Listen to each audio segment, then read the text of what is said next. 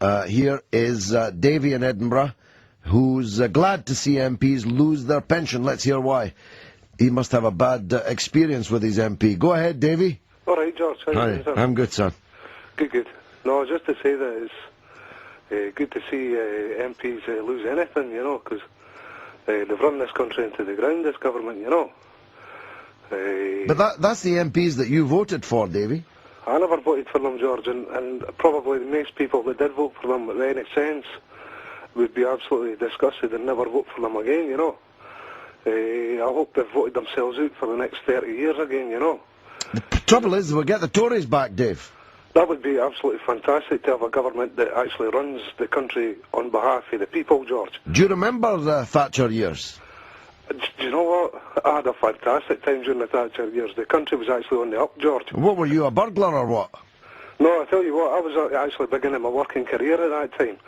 I just come out of the 70s at the Labour chaos, And what were you? I mean, were you a corner boy, a burglar? What exactly did you do that did so well in the Thatcher era?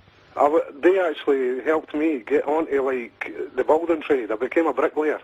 And I tell you, it was the most fantastic time. You see, I remember the 70s, George. Fantastic time. There was nothing getting built in the Thatcher era. Only because of the chaos of the 70s, George. Well, you don't remember you've just said it was a great time for the building trade, and I've just told you there wasn't any building going on. The country had 2 recessions in the Thatcher era. Not 1, but 2.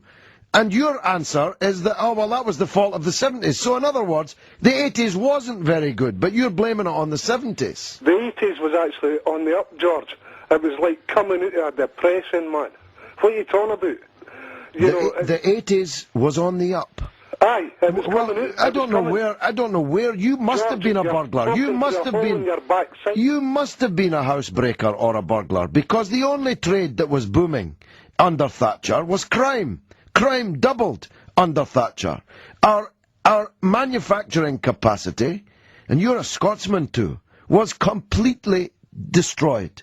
Our coal industry, our steel industry, our automotive industry, our railway workshop industry, everything that we had was destroyed under Thatcher. You are British, George, and you pretend that otherwise, because you actually hate the British people, but otherwise you wouldn't be saying what you do. What we need is a government that governs for the British people, George. What are you talking about? Go on. Oh, well, there you are. That was a marvellous flourish, followed by a hanging up. Ah, dear. If the Tories are counting on the support of moronic individuals like that, God save us. Here's Bob in Glasgow, who disagrees, I think. Go ahead, Bob. Good evening, George. Good evening, sir. Yeah, I'd just like to say that I thought the 80s were pretty good, actually, because I think if you look at the GDP figures for that era, they were quite strong. And they weren't at all strong. Our production was massively reduced. We lost 30% of our manufacturing capacity. And for you to say that coming from Glasgow means you must have spent the 80s in rose-coloured glasses, because all around you, the manufacturing, shipbuilding, coal, steel industries were dismantled by Mrs. Thatcher in the 80s. Yeah, but that's because they were unproductive industries. Well, okay, I mean, you can't have it both ways, Bob. Either these things all had to be slaughtered because they were unproductive, or our GDP went up. But they can't both be true, Bob. Yeah, well, what you're betraying is you don't know what you're talking about. You don't know what GDP means. Our product went down. Our product went down because we abolished most of our manufacturing industry. So how could it have been a good decade for national product? It couldn't be. Bob and the other fellow in Edinburgh, stop supporting the Tories because of the football team you support. Please stop supporting Thatcherism because I oppose it, because you think it's somehow, well, do you know what I mean, un-British. Do you get my drift? Because that's what the code from the Edinburgh Collar was. He wants a British government, and I, apparently, hate the British people. That's why I'm driving all the way to Gaza, with 110 British flags on the vehicles, flying the Union Jack. That's why I oppose Scottish nationalism, because I don't want to break up this small island in a small world, because apparently I hate the British.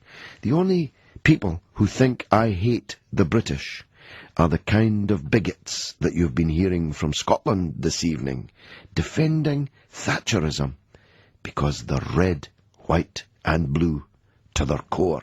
It's very sad, actually, because not so much Bob in Glasgow, but the last guy in Edinburgh, I bet you a pound to a penny that his backside is hanging out of his trousers. He's probably sitting there in his string vest like Rab C. Nesbitt, a Tory with not two halfpennies to rub together.